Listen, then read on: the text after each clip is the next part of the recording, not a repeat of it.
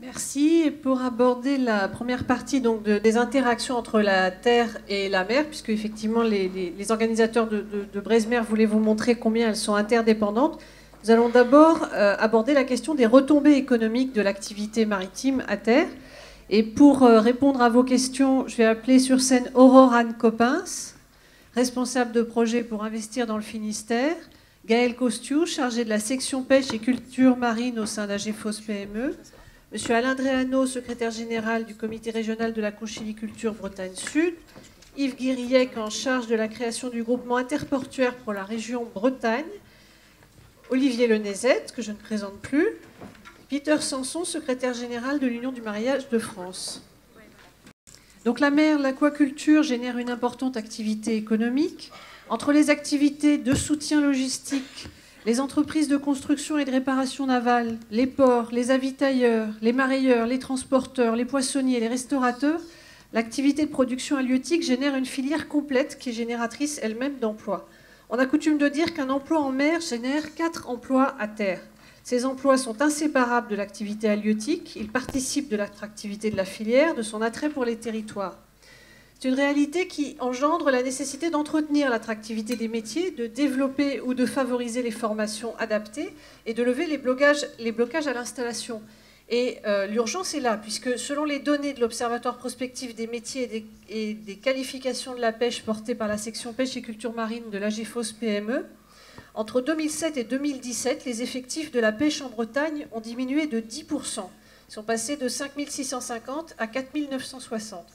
Et dans le même laps de temps, les effectifs des personnes travaillant dans le secteur des cultures marines sont restés à peu près stables, passant de 1397 à 1372, mais ils avaient connu entre-temps une baisse significative autour des années 2010. Il y a bien sûr, comme dans d'autres corps de métier en France, un problème de pyramide des âges, avec un âge moyen élevé des marins-pêcheurs, aquaculteurs et conchyliculteurs en activité. Dans nombre de spécialités, c'est bien la tranche 45-54 ans qui regroupe le plus de personnes en activité, suivie juste après par celle des 35-44 ans, loin devant celle des plus jeunes, ce qui signifie qu'une part importante de départ en retraite est à attendre très prochainement, puisqu'elle est fixée à 55 ans pour les marins. Mais un autre élément est à relever dans les sorties d'activité. Il y a une part non négligeable d'élèves et de stagiaires qui ont fait les formations qui mènent au métier qui nous intéresse aujourd'hui, puis qui y renoncent à l'issue et changent de voie. Donc c'est un état de fait qui pose de manière accrue la question de l'attractivité ou des aides à l'installation. Pour se maintenir, ces activités doivent non seulement attirer plus de jeunes, mais aussi les garder. Si elles se sont énormément modernisées au cours des décennies passées, elles souffrent encore, malgré des revenus assez intéressants, de problèmes d'image. Donc attractivité, mais aussi moyens de formation adaptés. On en a déjà parlé ce matin et c'est vraiment une question cruciale. Il y a de nouvelles réglementations qui imposent, outre la formation initiale, des revalidations régulières qui sont financièrement coûteuses, qui peuvent elles aussi être un frein. Enfin, pour le secteur spécifique des cultures marines, il est nécessaire d'accompagner les nouveaux entrants, jeunes et moins jeunes, parce que ils ont face à eux un foncier qui est hors de prix, donc qui peut soit pousser des gens qui sortent de la profession à essayer de le revendre évidemment au meilleur prix, mais donc pas comme instrument de travail, mais vers le secteur touristique. Et puis d'autre part, aider des jeunes à s'installer pour pouvoir être un nouvel entrant sur un foncier hors de prix. Donc sur scène, je me répète, mais donc nous avons Aurore Anne Coppens, responsable de projet pour investir en Finistère, Gaël Costiou, qui est donc à l'AGFOS PME et qui nous a fourni tous ces chiffres et qui a une connaissance très approfondie de la sociologie actuelle du métier. Alain Dréano, donc, qui va pouvoir s'exprimer pour l'aspect conchylicole de ces questions. Monsieur Yves Guiriec, qui donc travaille à la création du groupement interportuaire pour la région Bretagne et qui, de par son parcours, peut répondre sur plein de secteurs des filières d'aujourd'hui. Je pense qu'il les connaît à peu près tous. Et donc, Monsieur Peter Sanson pour les mareyeurs et Olivier Lenezet. Est-ce que vous avez déjà des questions que ce soit sur l'attractivité, sur la formation ou sur le renouvellement des générations dans ces filières? Ou sinon, je pose ma première question. Oui.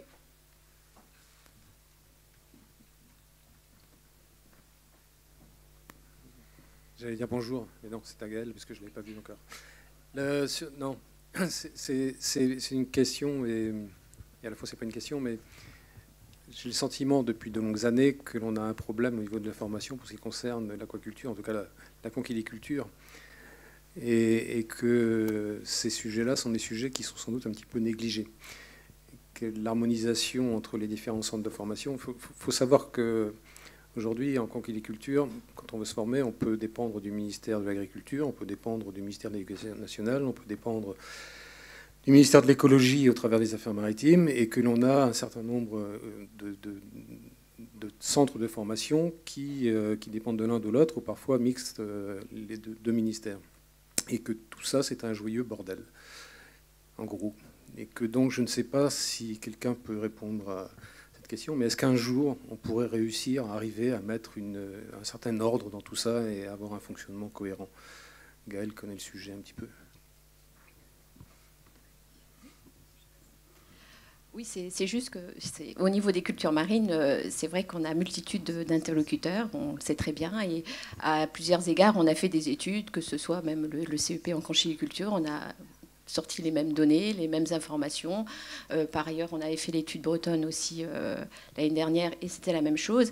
C'est vrai qu'en plus, on est quand même sur, on va dire, des petites niches. C'est un secteur, certes, qui existe, mais bien évidemment, on aimerait bien de la mutualisation. Ça, je suis pour la première à le dire, mais Alain aussi pourra le confirmer, parce qu'en effet, si on veut faire former des gens, il faut aussi que les organismes de formation puissent mutualiser leurs moyens.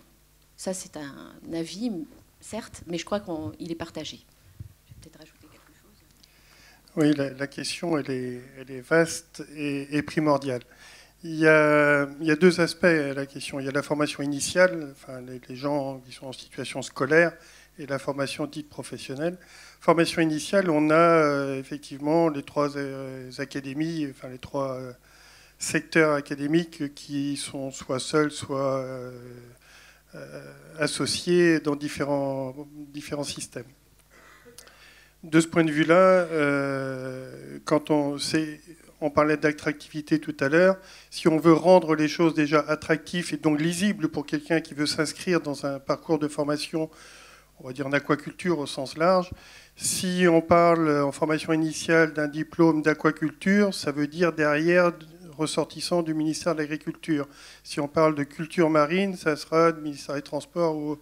Bon, au niveau éducation nationale, ils sont souvent dans l'un ou dans l'autre, enfin, selon les régions et l'histoire des sites. Pour autant, on est sur des petits secteurs d'activité, que ce soit la pisciculture, enfin, l'aquaculture continentale ou l'aquaculture marine, on est sur des petits secteurs d'activité. Je pense, enfin, là je parle en mon nom personnel, là pour le coup, je prendrai les précautions, qu'il serait nécessaire en tout cas que de veiller à tendre vers une amélioration globale de la qualité plutôt que du nombre. Il vaut mieux qu'on tire vers le haut pour améliorer la qualité et donc l'attractivité de nos métiers au final, puisque si les gens sont bien formés, a priori, ils seront mieux perçus sur le marché du travail.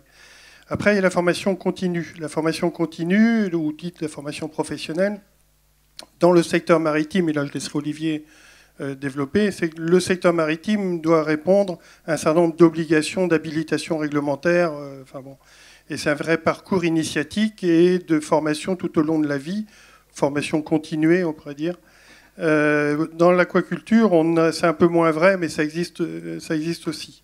Pour autant, toutes ces formations-là sont destinées à orienter ou aider des futurs chefs d'entreprise. Et au-delà de ces habilitations-là, il y a la dimension de responsable d'entreprise, de gestion d'entreprise, pilotage des équipes de management, d'être en prise sur son marché, dans son environnement, d'être potentiellement représentant professionnel. Donc il y a toutes ces dimensions-là qui ne sont pas forcément d'ordre réglementaire dans les référentiels de formation, et pourtant ils sont nécessaires si demain on veut être entendu et prendre notre juste place sur le littoral. Et là, pour le coup, il nous appartient collectivement au niveau des branches professionnelles, je pense, à développer une meilleure lisibilité de notre appareil, de nos dispositifs de formation d'une part, de savoir aller au-delà du strict aspect réglementaire. Et ce matin, ça a été dit en matière de transmission et d'installation, que la vraie valeur d'une entreprise, c'est la capacité à être reprise. Si personne ne les reprend, elle ne vaut rien à l'entreprise. Donc ça veut dire que non seulement il faut bien former les gens, il faut bien les préparer à devenir chefs d'entreprise. Après, on a évoqué la question de l'investissement. Et il y a donc une approche globale à avoir, c'est-à-dire certes de la formation, certes alors initiale et ou continuer tout au long de la vie, mais aussi les dispositifs financiers qui vont bien pour aider au financement, garantir le financement et accompagner le financement, y compris la gestion des risques, puisqu'on est par nature dans des systèmes risqués. Donc c'est une approche globale à avoir, complexe, et vraiment un dispositif nouveau sans doute à construire.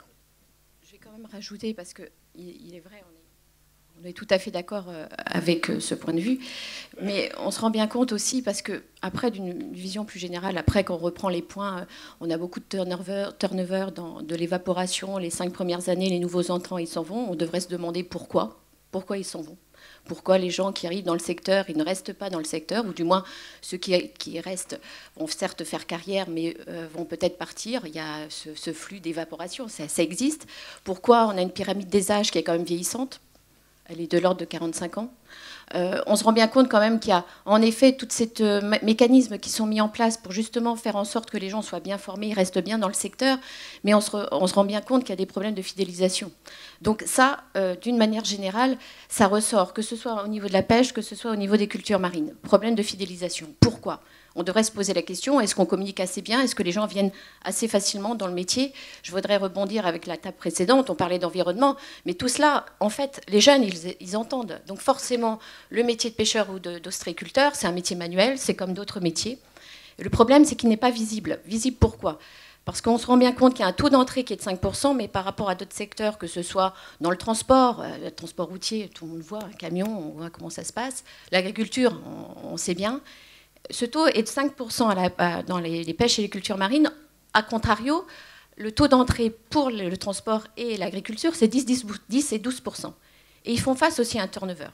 Donc il faut se poser la question, pourquoi? On fait rentrer des gens, ils viennent, mais peut-être pas suffisamment, parce qu'on voit bien qu'il y a les pyramides des âges qui est vieillissante, ça ne suffira pas. À un moment donné, il faudra se poser les questions, on fait des bateaux neufs, ça fait partie aussi de l'attractivité, et encore quelques-uns, mais on se rend bien compte qu'il faut aussi les faire venir. Et de quelle manière? C'est toute une politique active qu'il faut mettre en place, mais bien évidemment dans l'environnement dans lequel nous sommes, c'est-à-dire qu'on fait face à d'autres métiers manuels qui ont aussi des forts besoins, évidemment. Et nous, par ailleurs, on n'est pas si visible que ça. C'est-à-dire que vous parlez à un Breton qui est même au centre de la Bretagne, je ne suis pas certaine qu'ils connaissent très bien le métier de la pêche, y compris les cultures marines. Donc tout cela, ça demande une politique active. Active à la fois pour faire en sorte que la personne qu'on capte, il reste dans le secteur, ou du moins le plus longtemps possible, et se dire quand même qu'il y aura toujours du turnover, il y aura toujours de la mobilité, ça existe. La génération, c'est le zapping. On est bien, et puis après, on ira peut-être ailleurs. Donc il faut aussi faire en sorte qu'il y ait suffisamment de gens qui rentrent, mais ça demande aussi des questions de la branche. Attractivité, meilleures conditions de travail, rémunération. Parler de la rémunération. Je vous invite à le faire. Voilà. Madame Coppens, du coup, pour rebondir sur ce que vient de dire Madame Costiou, quel type d'initiatives sont prises dans votre organisation pour faciliter les installations ou attirer plus de jeunes? Alors nous, à Investir en Finistère, on a travaillé la question de la planification de l'accès à la terre, aux espaces, puisque pour qu'un projet se concrétise, il faut 3 choses, comme le rappelle souvent Rachel du pôle Mer Bretagne, mais j'aime bien la reciter. Il faut des hommes qui ont envie de faire, et ça on a, des financements, ça on a vu les banques ce matin, mais il faut aussi, quand on parle d'activité de production, des espaces à terre où les gens, jeunes ou moins jeunes, peuvent s'installer. Et ça, c'est vrai que c'est une vraie problématique. On a beau avoir un littoral en Finistère, on a 1391 km de côte, c'est pas si évident que ça. J'entendais pour les formations qu'il y a des problématiques de lisibilité, visibilité, finalement, on partage les mêmes problématiques sur la planification spatiale, où nous, quand on a eu des demandes de porteurs de projets à l'échelon local, ce n'était pas si évident que ça de leur fournir rapidement une réponse sur où ils peuvent s'installer. Quand on a des demandes, par exemple en agroalimentaire, on sait en quelques minutes dire où sont les zones d'activité, où sont les espaces disponibles. Pour ces activités de culture marine, ce n'était pas le cas. Il existait des informations, il existe la connaissance que vous, acteurs professionnels, vous avez de vos espaces, mais on n'avait pas de données unifiées, agrégées. Et donc c'est le travail qu'on a fait. On a réalisé une cartographie et un SIG, un système d'information géographique, pour pouvoir dire facilement, voilà, aujourd'hui en Finistère, on a 85 sites de production à terre, équipés de pompage eau de mer ou réservés à des espaces aquacoles. On a la lisibilité de ce qui est disponible. On a recensé, donc on a 11 espaces disponibles. Je prends quelques précautions parce qu'ils ne sont pas forcément tout de suite disponibles. On peut avoir des espaces avec des travaux à faire, ce qui suppose du financement. On peut avoir des petits espaces disponibles qui peuvent être bien pour certains projets, mais pas pour d'autres. Donc c'est vraiment un chiffre à relativiser. Et on a travaillé sur de la prospective, où on pourrait installer de nouvelles personnes en prenant en compte l'ensemble des critères à terme, l'ensemble des contraintes, pour avoir aussi cette vision pour préparer l'avenir de où est-ce qu'on pourrait installer ces futurs projets. Donc on a recensé comme ça 57 sites potentiels qui restent encore à aménager, mais sur lesquels on pourrait demain installer avec une intelligence collective, avec la volonté de l'ensemble des acteurs, des personnes qui souhaiteraient développer des activités. Dans quel secteur précis, du coup ?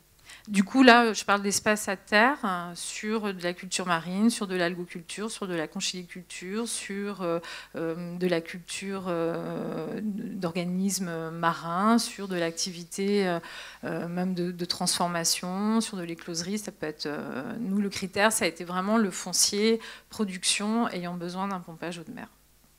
Bien, je vous remercie. Est-ce qu'il y a des questions de nouveau dans la salle sur ces sujets ? Oui. Oui, le travail que Aurore souligne est tout à fait remarquable.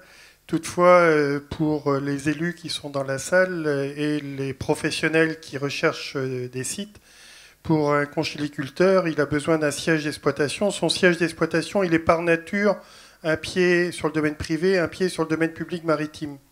Or, dans le cadre réglementaire, on a de fait deux aspects totalement différents. Le code de la propriété privée d'un côté, le code civil d'un côté, et le code de la domanialité publique de l'autre. Et lorsque des parcelles, lorsque des espaces rentrent en mouvement, qui sont des espaces mitoyens entre le domaine privé et le domaine public, on a vite fait de démanteler l'unité fonctionnelle d'un site, qui est l'ensemble privé-public, si on fait bouger l'un sans faire bouger l'autre, sauf qu'on n'est pas sur les mêmes cadres administratifs, on n'est pas sur les mêmes temporalités de procédure, on n'est pas sur les mêmes logiques, et on n'est pas en face des mêmes acteurs. Or, en jouant à la découpe, pour faire un peu court, parce que c'est un terme qu'on entend régulièrement, jouer à la découpe comme ça, il suffit de vendre le domaine privé qui est juste devant le domaine public maritime, ou procéder à la substitution du domaine public en oubliant le domaine privé qui est derrière, sans être trop technique, on perd toute la fonctionnalité du site. Donc aujourd'hui, si on veut préserver nos sites, il faut raisonner, et ça, à l'échelle des élus, c'est extrêmement important, il faut raisonner l'unité fonctionnelle, c'est-à-dire les deux en même temps. Après, il faut organiser ça, on est bien d'accord, mais je crois que les structures professionnelles ici présentes seront prêtes à vous accompagner en la matière, mais il faut raisonner domaine privé et domaine public afin de garder l'unité fonctionnelle. Je vous remercie. Monsieur...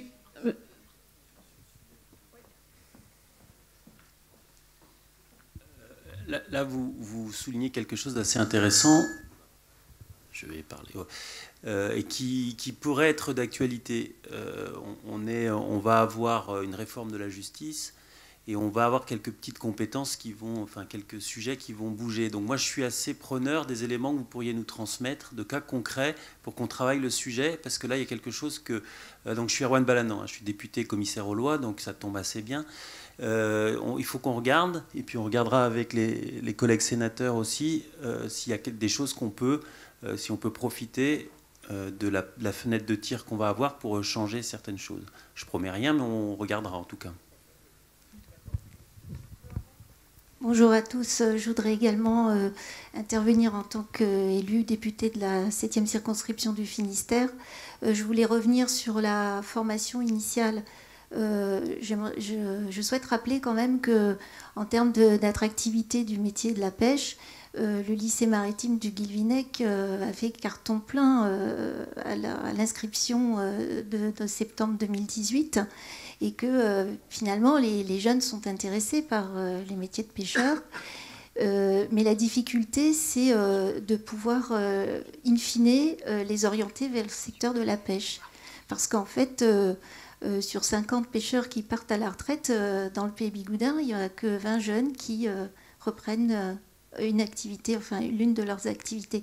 Donc ma question, c'est de savoir comment les organismes de formation, comment les collectivités locales s'organisent pour maintenir ces jeunes sur nos territoires et faire en sorte qu'ils ne partent pas dans la marine marchande ou Brittany Ferries ou que sais-je. Parce que c'est ça la réalité. Alors que pour autant, ils sont quand même nombreux à s'inscrire. Tendance à dire que c'est peut-être plus Olivier comme vice-président. Il y avait d'autres questions, mais je vais répondre juste rapidement. Que les jeunes, enfin les lycées, on sait très bien que il y a des jeunes qui viennent dans les lycées. Le problème, c'est que, comme tu l'as rappelé, Gaël, c'est que la démographie des âges fait qu'il y a plus de personnes âgées à partir en retraite dans les prochaines années qu'à rentrer. Le problème, il est là. C'est-à-dire que même si on a tous les lycées pleins, on ne remplira pas le vivier, le delta que l'on va avoir justement par rapport à cette problématique-là. Ça, c'est le premier point. Le deuxième point qui est important, là, peut-être qu'on a pêché, ce qu'à le dire, et tu l'as rappelé, je crois que c'est hyper important, c'est que depuis les 20 dernières années, à part dire qu'on va... Mon père qui était patron, il disait surtout, tu ne dis pas que tu pêches, et surtout tu ne dis pas que tu gagnes du pognon. Résultat, on a tellement bien fait le boulot qu'on ne se trouve plus de jeunes à vivre dans le métier. Non, mais c'est la vérité, il faut dire les choses, c'est la vérité. Et on n'est pas les seuls, parce que ce soit dans d'autres métiers manuels, ça a été partout la même situation. Bon. Maintenant, en plus, on a un deuxième boulet aux pinces, ce qu'elle veut dire, c'est qu'en plus, on est quand même dans un secteur, entre autres pour la pêche, où il y a une obligation d'avoir des brevets qui sont longues et coûteuses. Donc ça, c'est une deuxième difficulté qui n'est pas des moindres. Je pense que tu peux... Oui, elle coûte cher. Mais très clairement, c'est le deuxième, je dirais, le deuxième problème. Et le troisième qui va arriver, c'est comment on fait pour attirer des jeunes qui sont en dehors même de notre littoral, parce que le vivier, il est certes important sur le littoral, mais pas que. Aujourd'hui, un marin, un pêcheur, il reste 5 ans. Ils vont aller après, et très bien, il peut aller à la Brittany, il peut aller au commerce, il peut aller au pétrole, même à la marine nationale. On en a parlé hier avec l'amiral, c'est le même problème dans le secteur. Je crois qu'il y a un moment donné, c'est des vraies questions de fond qu'on doit se poser. C'est, on fait des bateaux neufs, même si c'est pas assez, mais on en fait aujourd'hui, on a quand même doublé ou triplé, je pense que le directeur interrégional ne me dira pas le contraire, le renouvellement de la flotte en l'espace de 2 ans, c'est quand même pas rien.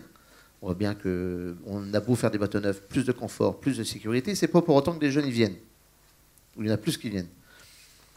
Alors c'est quoi? C'est les salaires? Non plus. Même si là c'est un peu moins bien cette année, mais c'est quand même pas mauvais. Il reste quoi? Bah si, il y a un sujet. Vous avez beaucoup de jeunes, enfin des jeunes, des personnes qui arrivent à l'âge, on va dire, adéquat pour devenir chef d'entreprise, ils se barrent ailleurs. Pourquoi? Parce qu'à 20-25 ans, vous venez dans le métier, la pêche, ça gagne bien. Bon, je vais être un peu... comment dire, je vais partir cru, mais on rencontre les filles, ils se marient, les gamins, et puis arrive à 40 ans, la maison est payée, les gosses sont casés, merde, la retraite, elle est à 55. À la pêche, je finis dans quelle catégorie? 7e, 8e. Putain, j'ai les collègues qui sont au pétrole ou qui sont dans les navires à passagers, ils finissent en 15e. Qu'est-ce que je vais rester, moi, à la pêche? Je file chercher ma catégorie pour la retraite. Et ça, c'est une vérité. Et c'est là, c'est un sujet qui va être débattu d'ailleurs à l'Assemblée et au Sénat. Je pense que là-dessus, il y a un vrai sujet de fond à réfléchir sur l'ENIM, qui n'est pas de la supprimer, c'est juste de réformer et mettre en adéquation par rapport à la pénibilité au sein de l'ENIM, entre la pêche et les autres secteurs, déjà pour commencer. Enfin, il y a plein, on ne va pas y passer des heures, mais on va parler pendant des heures. Mais je pense que là, il y a un vrai sujet de fond. Et les 3 choses que moi je verrais comme outils à mettre en place en Bretagne qu'on n'a pas réussi encore aujourd'hui, c'est mettre une sorte d'intérim de la mer. Alors tout le monde, qu'il soit grand monde de gestion, qu'il soit les structures professionnelles, tout ce que vous voulez, tout le monde a des noms des gars qui cherchent la place ou des chefs d'entreprise sur le bouche à oreille sur le long des quais. Est-ce qu'on a rationalisé quelque chose avec une porte d'entrée aujourd'hui? Non, ça n'existe pas, premier point. Donc déjà, on ne sait même pas, et je parle qu'en Bretagne. Si on va chercher dans les autres régions, peut-être qu'il y a des pêcheurs normands ou ligériens qui aimeraient venir naviguer dans des bateaux bretons. À part le bouche à oreille, il n'y a rien d'autre qui a été... Il n'y a rien de fait sur ces sujets-là. Le deuxième que je verrais, c'est l'insertion et la réinsertion. Alors là, vrai sujet. Des vulgaspères comme moi et Armand ou d'autres qui sont là, on s'est retrouvés inaptes à la navigation pour diverses raisons, accident vers les lignes. Quand vous sortez du secteur, vous êtes sortis complètement, alors qu'il y a un savoir à transmettre.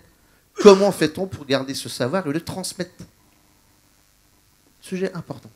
Et le troisième et dernier, c'est sur l'attractivité. Alors l'attractivité, on va faire des beaux films, on va aller faire des grandes campagnes d'affichage. Oui. Les jeunes aujourd'hui, ils sont tous avec quoi? Ils sont avec ça. Ils sont avec la réalité virtuelle, parce que Tania a envoyé des jeunes à la mer, moins de 16 ans, c'est même pas la peine. Donc soit on leur met des casques sur la tête, comme ça on voit ce que c'est un bateau, avec des casques virtuels. Enfin, il y a des choses, il y a d'autres outils aujourd'hui qui existent qui pourraient permettre d'attirer des jeunes sans avoir la complexité réglementaire de ne pas pouvoir les envoyer en mer. Et derrière, moi je dirais une chose, c'est qu'il y a vraiment, d'ailleurs je sais que Gérald qui est là est en train de mettre en place là, Erasmus, qui est parce que ce qui a fait l'exemplarité dans le monde des marins bretons, c'est bien parce qu'ils étaient connus et transposables dans le monde entier.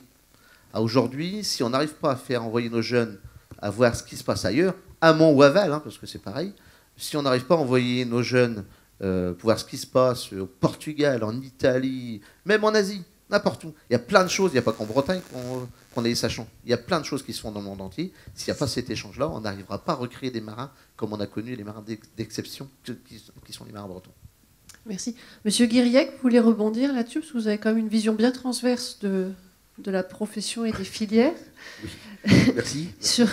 J'ai pas dit ancienne. Non.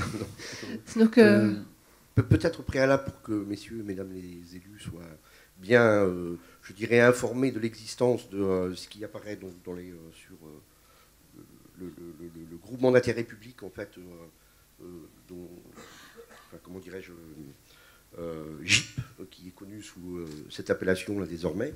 Bon, effectivement, à l'initiative de la... Alors, je rappelle juste un petit historique pour que, effectivement, chacun comprenne bien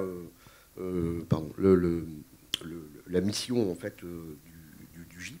En fait, la genèse de l'existence de cette nouvel organe, en fait, qui apparaît et qui va apparaître probablement de façon encore plus importante dans notre environnement, c'est en fait la perspective de la loi NOTRe et de sa mise en application, donc depuis sa mise en œuvre depuis le début d'année. En fait, en 2015, à l'initiative de la région Bretagne, les collectivités, autorités concédantes des ports de pêche de la Bretonne, donc 13 ports de pêche dotés de à la marée, à l'initiative de la Bretagne, donc le département du Finistère et le département des Côtes-d'Armor, avec donc bien sûr la région Bretagne, se sont réunis pour poser les bases en fait de l'existence de ce groupement, où il s'agissait pour les propriétaires des ports de convenir, dans la perspective de la mise en œuvre de la loi NOTRe, de poser les fondements d'une meilleure collaboration. C'est-à-dire que par le passé, il était acté que les ports, les 13 ports bretons, avaient pour habitude de s'observer les uns les autres, mais parfois et pas suffisamment souvent d'entreprendre des collaborations nécessaires probablement à mettre en œuvre une meilleure compétitivité en fait des ports bretons. Donc à l'issue en fait de cet accord portuaire qui a été donc validé par les 3 collectivités en 2015, je le redis, la région Bretagne, propriétaire aujourd'hui de 6 ports sur les 13 que j'évoquais à l'instant, le département du 22 qui dans le cadre de la loi NOTRe lui a souhaité conserver donc la propriété de ces 2 ports de pêche, le département du 29 que l'on sait donc doté de multiples ports comment dirais-je, de s'entendre et d'inviter à rejoindre en fait ces 3 partenaires au sein donc du groupement interportuaire que l'on évoquait à l'instant, d'inviter donc l'agglomération de Lorient à rejoindre donc le groupement, agglomération de Lorient. Pourquoi? Parce que le département n'avait pas forcément souhaité faire partie du groupement et qu'il était nécessaire que le Morbihan, bien sûr, en fasse aussi partie. L'agglo de Lorient, parce que c'est le partenaire donc majoritaire sa présence en capitale de la SEM de Lorient-Quéroman est importante. Donc c'est l'agglo de Lorient qui a rejoint donc, ces 3 partenaires. Et évidemment, donc, la nouvelle autorité concédante que l'on connaît tous bien ici, donc, qui est le syndicat mixte pêche-plaisance de Cornouailles, qui aujourd'hui intervient en lieu et place donc, du département. Donc 5 partenaires pour poser les bases d'une nouvelle collaboration pour optimiser la compétitivité des ports de pêche bretons, probablement de donner beaucoup plus de lisibilité aussi au marché breton, que personne n'ignore être extrêmement puissant, puisque c'est 50% de la production française, et évidemment de porter l'idée qu'à l'échelle nationale et à l'échelle internationale, chacun isolé n'est pas réellement visible, mais que réunis à 13, on donne certainement beaucoup plus de lisibilité donc, à la puissance donc, de la filière. Alors comment ça marche? Je vais très vite. Comment le GIP est organisé. Donc l'idée, c'est aussi d'en faire un lieu, et c'est un petit peu en lien avec ce que l'on découvre aujourd'hui, cette vraie volonté aussi de rassembler les filières pour probablement effectivement partager des choses transverses. Le GIP donc s'organise autour d'un comité d'orientation qui est composé donc, de ce qu'on appelle les invités permanents, donc de tous les acteurs de la filière, tous les représentants comment dirais-je, de la filière pêche, et y compris bien sûr les services de l'État. Donc pour poser les bases en fait de ce qui peut être les prémices d'une stratégie aussi à l'échelle bretonne. Et évidemment un comité de pilotage dans lequel on retrouve les cinq collectivités, et évidemment des groupes de travail et des comités techniques. Voilà. Alors après une feuille de route, bien sûr, une feuille de route qui a été élaborée de façon je dirais, concerté avec les acteurs de la filière et qui n'a pas manqué non plus de mettre en évidence les problématiques liées à l'emploi. C'est vrai que les représentants ici des différentes filières mettent en lumière, on le sait tous, donc les difficultés de recrutement, les difficultés de stabilisation des emplois dans un contexte où il y a beaucoup de turnover, la société a évolué. Mais les ports, pour ne parler que, là, je dirais, de cette problématique, existent également au sein des personnels des ports. Contrairement à ce qu'on peut penser, fut un temps pas si éloigné, c'était pas forcément quelque chose qui était mis en lumière, c'était pas forcément un problème identifié, mais effectivement, les halles à marée, les 13 halles à marée bretonnes, éprouvent aussi des difficultés à stabiliser du personnel, voire même à recruter du personnel. Dans les ports, on retrouve multiples compétences, bien sûr. Il y a les opérateurs de tri, il y a des techniciens, il y a des frigoristes, il y a des élévateurs à bateau aussi qui sont opérés par les concessionnaires portuaires. Il y a des difficultés à comment dirais-je, parfois stabiliser, je dirais, ces opérateurs sur les ports. Alors, dans le cadre des travaux menés par le GIP, une fois que ça a été mis en évidence, il s'est agi de se poser une question, de savoir comment on pouvait éventuellement y remédier. Donc actuellement, le groupement mène non plus une réflexion, mais de façon opérationnelle, une expertise sur l'ensemble des ports de pêche bretons, en collaboration avec l'ARACT, qui est l'agence régionale d'amélioration des conditions de travail, mais aussi avec une expertise des différents postes de travail adossés bien sûr à des experts ergonomes, où on a pensé, en fait, les élus ont pensé que aussi pour stabiliser, pour fidéliser, il fallait rendre probablement ces métiers-là aussi attractifs, mais que probablement que sous les halles à marée, ça a été dit tout à l'heure, ce sont des lieux peu visibles, où les activités se déroulent aussi à des heures parfois un peu compliquées, où il y a peu de monde, mais les halles à marée sont actives évidemment la nuit, dans des conditions parfois un petit peu difficiles. Donc la réflexion aujourd'hui de façon très pragmatique, très opérationnelle, consiste à analyser en fait ces différents points à l'échelle des 13 halles à marée bretonnes et de mettre en œuvre probablement des mesures correctives par la suite, ou avec un certain nombre de recommandations probablement, qui seront formulées par l'agence et par les ergonomes. Voilà, en travail élaboré bien sûr en collaboration avec les concessionnaires et les concédants. C'est un exemple des travaux menés par le GIP aujourd'hui. Je vous remercie. Vous avez parlé des halles à marée, on a parlé de la question pour la pêche et pour la conchyliculture. Et du côté des marailleurs, Monsieur Janson, comment se pose la question de l'attractivité? Et je crois qu'il y a plusieurs mesures qui ont été prises pour améliorer l'image de la profession et aussi réformer certaines... Oui, tout à fait. Peut-être pour plus m'inscrire effectivement dans la lignée de ce que disait Yves, c'est les problématiques desquelles on est plus proche. À l'inverse de la production, il n'y a pas forcément beaucoup de formations qui sont identifiées et qui correspondent au métier du mariage. On a un CAP mais qui n'est pas beaucoup utilisé. Néanmoins, on partage beaucoup des problématiques d'attractivité et de pyramide des âges qui sont extrêmement vieillissantes, avec effectivement les 45-55 ans qui aujourd'hui représentent le plus clair des effectifs. Donc nous, en termes de ce qui est fait à l'UMF, forcément en tant que branche professionnelle, on essaye d'agir sur nos différentes prérogatives, en fait, hein, donc forcément la formation, la prévention, et puis également tout ce qui va être garantie collective. Je vous remercie. Est-ce qu'il y a une dernière question? Oui. Je voulais rebondir sur... l'intervention de notre élu tout à l'heure, entre DPM et propriété privée.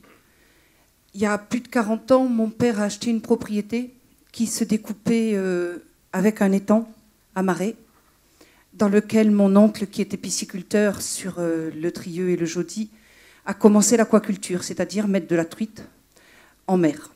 Ça lui permettait d'adapter au saumâtre et avant de mettre en mer le poisson. 40 ans après, quelqu'un de la DTM passe sur la digue de l'étang, c'est un ancien moulin à marée qui date de 1202, et décide que puisque la marée passe par-dessus, mon père n'est plus propriétaire.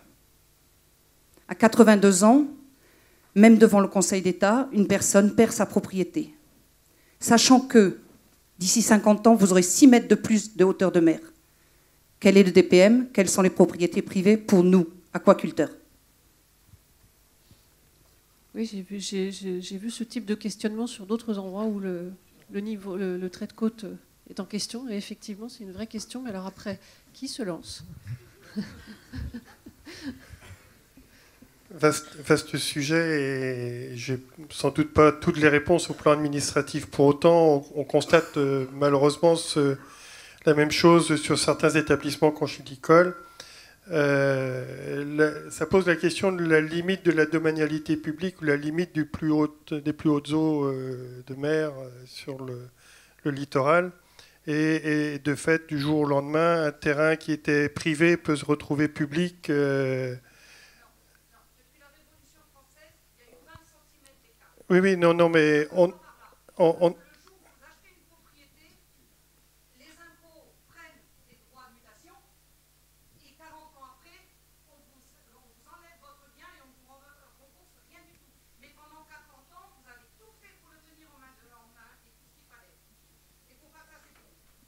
Ce que je voulais dire par là, c'est que c'est un sujet qui est encore d'actualité aujourd'hui. On a, nous, pas plus tard que cette semaine, le cas d'un conchyliculteur qui se retrouve dans cette situation-là. Et ça renvoie à une discussion difficile et pas simple entre les services d'IRM, des DTM, ex-affaires maritimes, des DML et des services d'urbanisme et des directions des finances publiques, pour notamment, dans un premier temps, déterminer la limite du domaine public maritime. Et on parle en plus de limite présumée. Donc, vous voyez tout ce que ça peut faire comme contentieux possible. C'est un vaste sujet. Il y a une question de principe qui est posée, et je partage complètement votre analyse. Et après, malheureusement, on n'a pas autre chose, en dehors de ces principes-là, que du raisonnement au cas par cas. Et là, à mon niveau en tout cas, je ne sais pas répondre. Et il faudrait que d'autres personnes dans la salle seraient sans doute plus à même de répondre à cette question.